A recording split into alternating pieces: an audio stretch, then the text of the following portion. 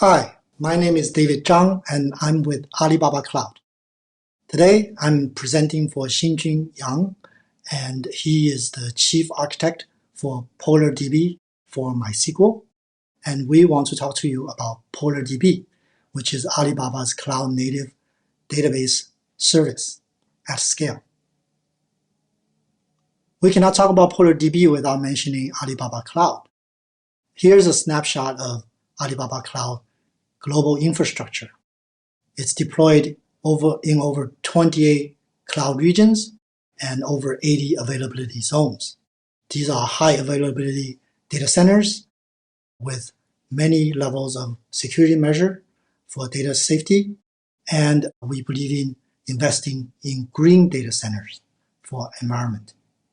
So what is PolarDB? PolarDB is an integrated cloud-native database service deployed on Alibaba Cloud. Since day one, PolarDB has sustained great growth and deployed adoption by our customers. We are now estimated running on more than 500,000 cores and available in more than 80 availability zones. On the version front, we are compatible with MySQL 5.6, 5.7, and 8.0. Also available for use is Postgres version 11 and 14. Through the years, PolarDB has consistently made innovation, and we've also made publications about these innovations. It's also an award-winning database in China. We'll look at PolarDB in detail. So we believe PolarDB is an integrated cloud database that can fit all your needs. And it can do so because it offers pluggable pieces like Lego bricks. So we have RO nodes and RW nodes. RO for read-only traffic and RW for read-write traffic. HTAP nodes for analytical processing. Also AI nodes available for use. X-Engine nodes for different type of cost-performance ratio. And Polar Proxy, for example, is added on top. So all these nodes can plug together in different ways to fit different business needs. So how do we make all these Lego pieces fit together? We use a tiered architecture. On the top tier, we have the Polar Proxy, which is responsible for routing queries in a load-balanced manner. Below that, we have the compute nodes, the compute tier. So the read-write nodes, RO nodes, HTAP nodes all belong in this tier. Below that, we have the distributed shared memory, which is used by all the compute nodes. And below the memory tier, we have the distributed shared storage tier, responsible to make your data persistent and safe. Here we have triple replication, and we leverage parallel raft to make data consistent across the different nodes. So why do we use a three-tier architecture? In short, we want to decouple CPU, memory, and storage, which are the key resources in a database service. By decoupling these resources, we are able to first break the single machine restriction, physical limitations of a single server. And secondly, we are able to pull together stranded resources. So for example, memory is a very expensive resource, and when they're not decoupled, they are stranded on CPU nodes. So by pulling together this memory, overall we can reduce cost and pass the savings to our customers. We can also enable serverless functionality where these resources shrink and expand dynamically, and users can pay for them in a pay-as-you-go model. Finally, these pieces are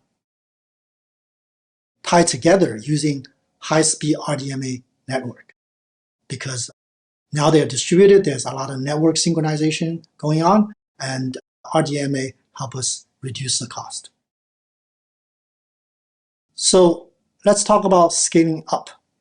In scaling up, a single node is able to quickly expand its CPU resource and also resize its local buffer pool on-premise, which is local to the deployed node and without migration, so there's no hiccup in the query performance. Once we reach the physical limitation of a single node, now we can scale up into remote memory, and here the memory can be support terabyte level of data size, and in cases of queries that use temporary table, for example, which typically flows onto persistence storage, we can now perform those queries all in memory, thus improving query performance.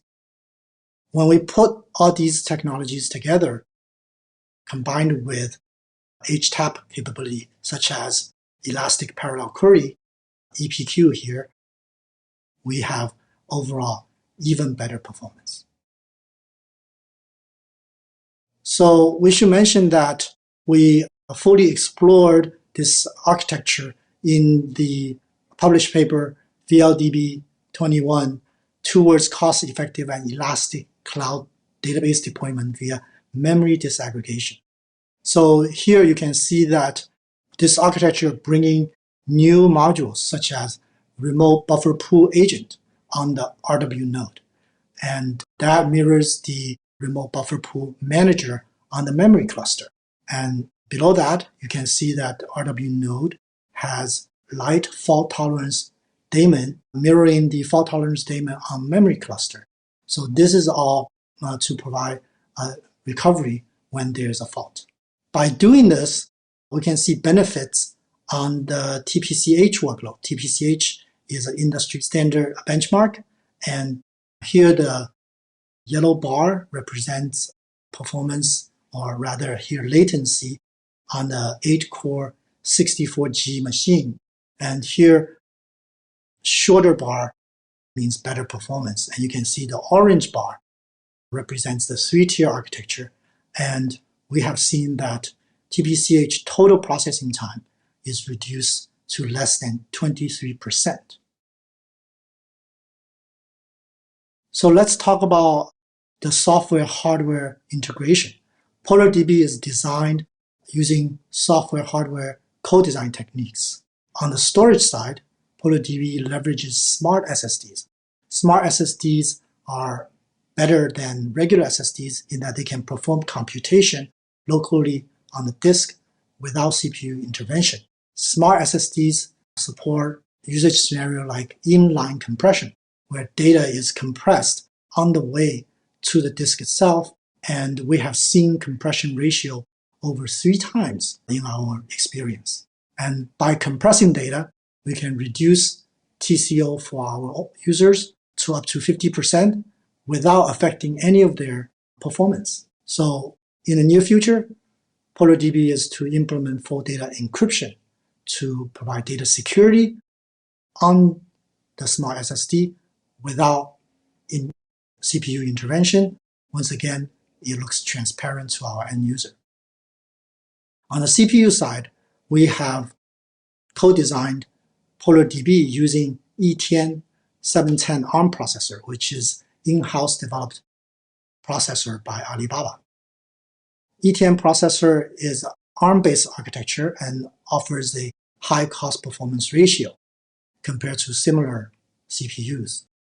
And here, PolarDB has leveraged optimized instructions such as SIMD, single instruction multiple data, optimized CRC instructions, etc., to implement our database logic. On the network side, we are using the latest 100G RDMA network. And this network is able to lower our network latency, provide better throughput, and we use the latest technology called the one-sided RDMA transmission. And once again, it's able to alleviate CPU intervention, thus providing better performance. Let's talk about HTAP capability, which is an acronym for Hybrid Transactional Analytical Processing. So we know in database field that workloads typically are transactional workloads or analytical workloads. And in the past, different databases have supported different workloads. So you had to use different databases. With PolarDB, we have integrated hybrid HTAP capability. On the left, you can see technology we call in-memory column index, where we store data in both row format and a column format. The column format is able to perform analytical queries. The row format is able to perform transactional workloads. And the Polar proxy is able to route workloads correctly to RW or HTAP RO node. Storage cost is saved by using a hybrid data store that will not double your cost. On the right side, we have elastic parallel query, which enables real-time analysis of massive data because it can push the workload across many RO nodes, and you can add these RO nodes as your workload grow, and it will parallelize them.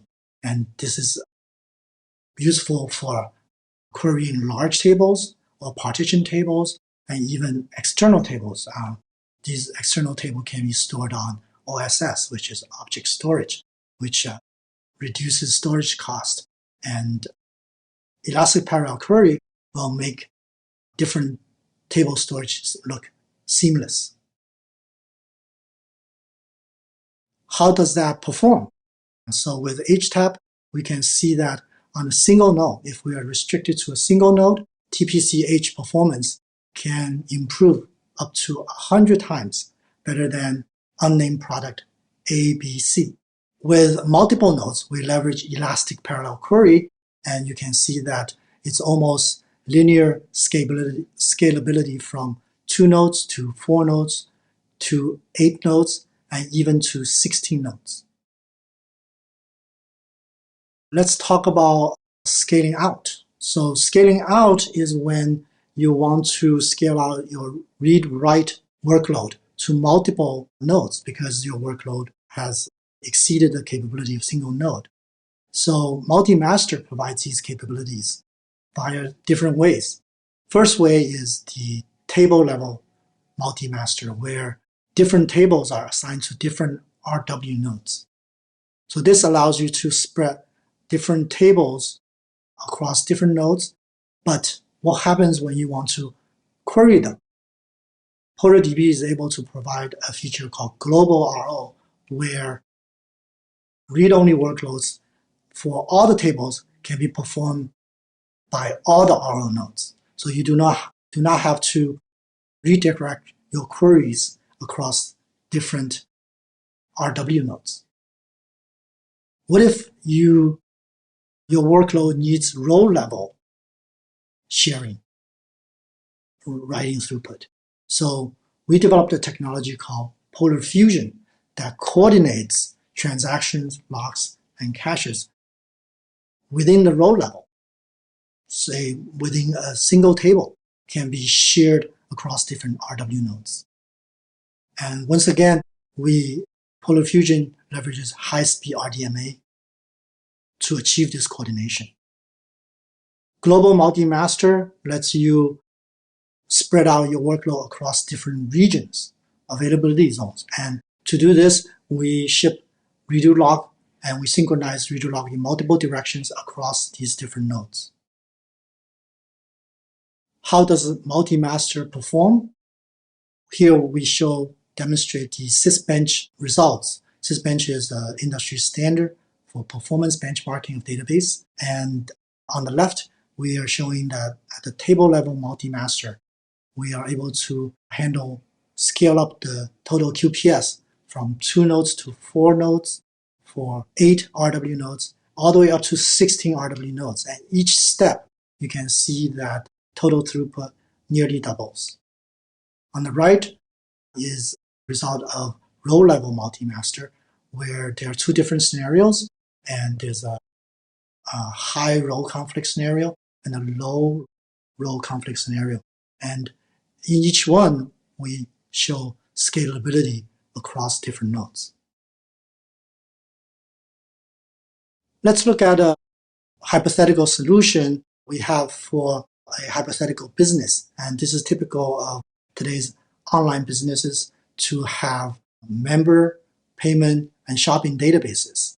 And each one of these databases have to support business reports. So the business reports are generated using ETL process done by a service such as DTS that synchronizes your transactional databases into your reporting databases. So you could have, in this scenario, 3 different aggregate databases to support different reports. And in this scenario, you could have high cost of maintenance, you have data replicated redundantly, and it's very expensive to maintain.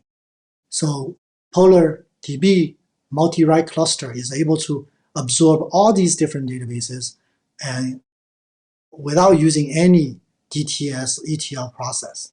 Here, member shopping payments can be all on different RW nodes, and the business reports can be done using the global RO node.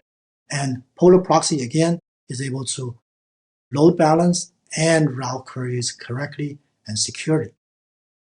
In this scenario, we can see that total cost of ownership is reduced by 40% due to reduction of resources. We put all these technologies together, and this is our PolarDB serverless offering. From on-premise scale-up, where a single node can elastically scale CPU and buffer pool, to cross-machine scale-up, where CPU resource can scale to different nodes, as well as memory can use remote memory, to cross-machine scale-out, where rewrite workloads can be spread across many rewrite nodes. So on the right, we show if your user traffic is growing in the middle line, then the CPU resource will grow along with the demand. And once the demand tapers out, CPU usage is stable. And once the demand drops, CPU load will taper out. And by doing this, we enable pay-as-you-go model and unlock more savings for our users. Let's talk about data cost. So we use different compression engines to store data for different cost performance balance. So InnoDB, XEngine, and OSS are different storage engine offerings usable within PolarDB. XEngine is a well-known LSM, which is LSM layout, and it's able to achieve compression ratio from 3 times to 5 times. OSS is able to leverage different storage media, so it can storage archival data, for example.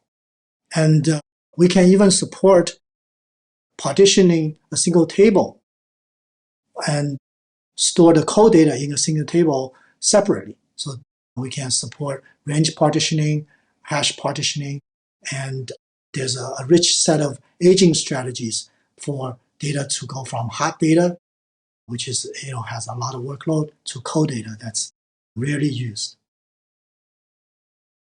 Multi-level disaster recovery enables disaster recovery for keeping your data safe. So in local AZ, we can have RO instantly take over for a failed RW. Cross AZ, we can use a standby in a different AZ to take over when RW and RO node is down.